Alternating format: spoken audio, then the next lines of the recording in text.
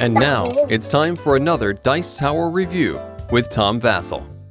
Today we're looking at a game called Sigismundus Augustus. I think I'm pronouncing that correctly. I looked it up online, and as far as I can tell in this game, the title of the game is the same as a King of Poland in the 1500s. And this is where this game takes place, where this game is made, as players are different people behind the scenes trying to influence the nobility, trying to influence the church, trying to influence the merchants. It's a very strong, there's a lot of interaction with voting and worker placement. Let's take a look.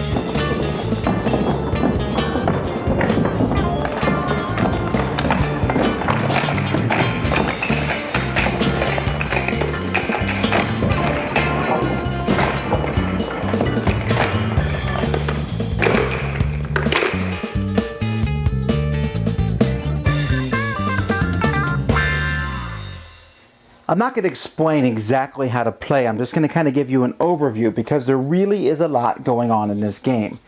What players are going to be doing is they're going to be getting points as the game goes by, and there's two ways to get points.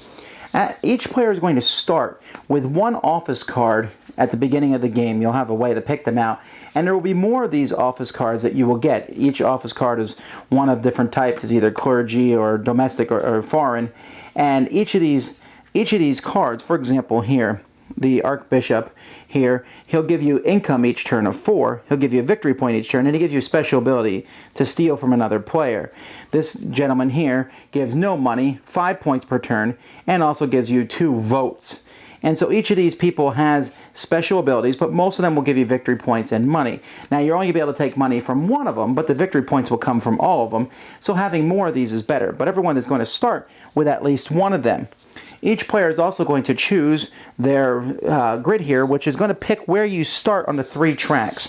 There's 3 tracks on the board here, and you can see here there's the royal track, and then there's a sword and the cup track, and each of these tracks has a importance tied with it, because if you notice there's a number of votes. So if my piece is there, I'm going to get a number of votes each turn, and down here there's even more votes. You can see that's 5, 4, 3, 2, and 1 vote.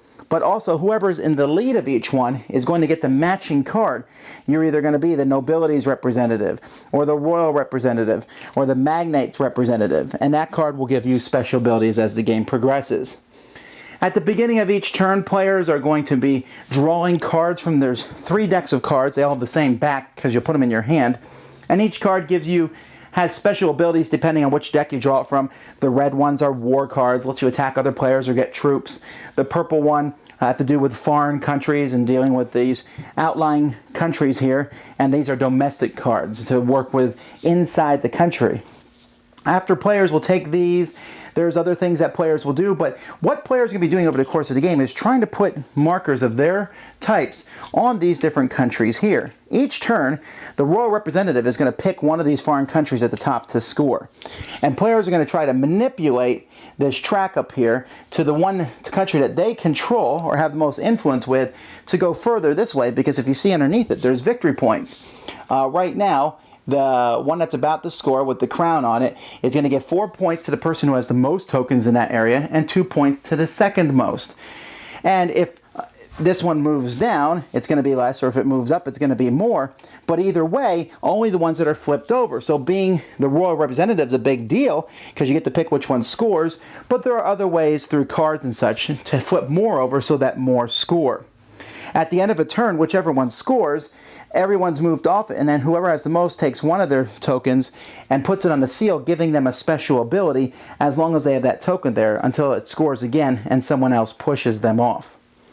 Now, the main meat of this game revolves around these spaces here in the middle. Each player is going to get 3 action tokens or workers or whatever you want to call them, and place them on the board on each of these spaces.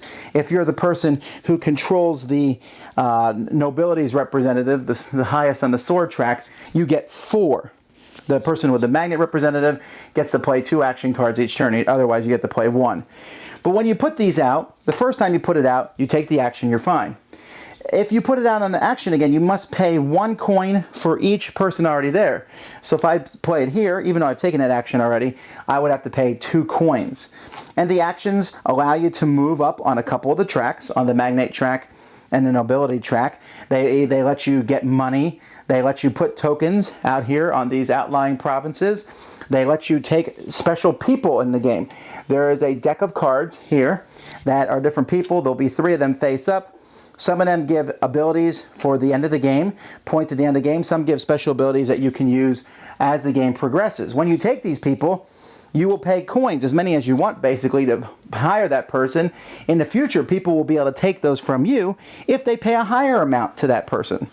So there's a lot of bribery and a lot of interaction here between the wars and bribing each other and taking military units, which will, again, let you attack other people and take stuff that they want from them, points and such, and money, etc. At the end of a round, you have to pay upkeep for all the military units that you have, but there's also going to be several votes. Some of the votes are going to be for these new offices, and this is a good way to get points. One of the special places you can put your workers will let you put more up for auction, but there will always be at least one of these up for auction each turn that players will bid on. They will bid on this auction with votes, but the game has a very interesting mechanic. Before a vote goes, all players can secretly offer up some of their votes for bribes, and other people can offer up bribes for votes. You can sell your votes to other people in sort of a auction way. It basically works. Everyone puts out money first in front of them, and then you put out as many votes, and whoever offers up the most votes takes the largest amount of money and gives their votes to that person, and so on and so forth. You will then use those votes to win these. You will use those votes each turn of the game. There's a new law that might come into play that will affect it. It will turn some offices over. For example, the clergy here has a special action, but if one of the effects comes in place, that action goes away and he no longer has it. And some of the other magnates and stuff will lose money due to different votes. And then finally, you will vote on whoever gets the king's representative. But that vote is not necessarily done with votes. Each turn of the game, at the very beginning of a turn, you'll turn over one of these cards, and you'll either use votes to vote for that, or you'll use money, or you will use military units. It's up to you. Now again, I didn't go over everything in the game. There's a lot going on, but each turn, you're just trying to get those control of these countries and control of the different offices.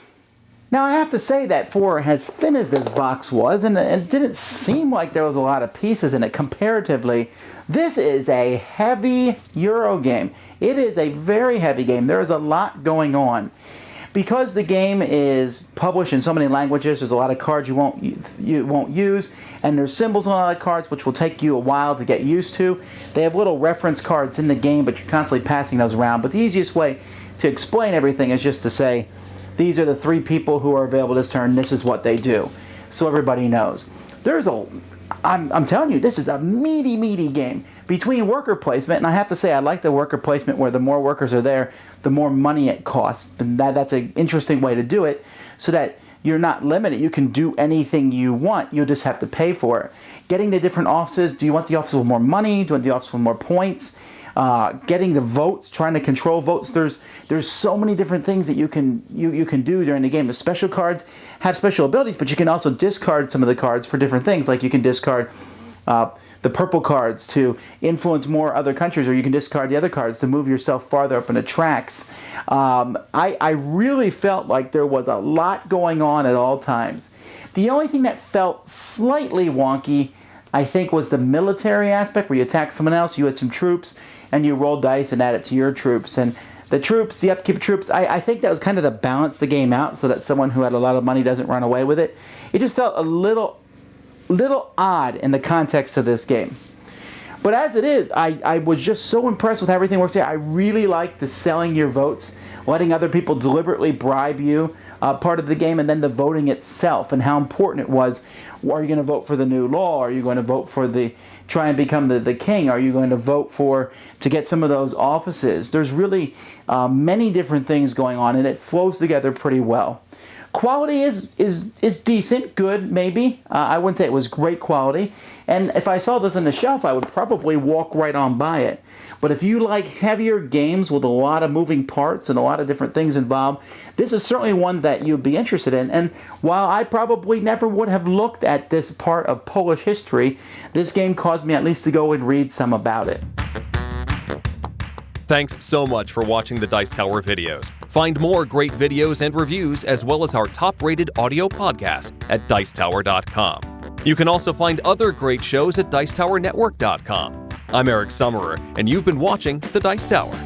The Dice Tower is sponsored by Cool Stuff Inc., where you can find great games for great prices. Cool stuff in stock.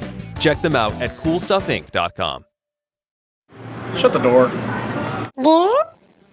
There.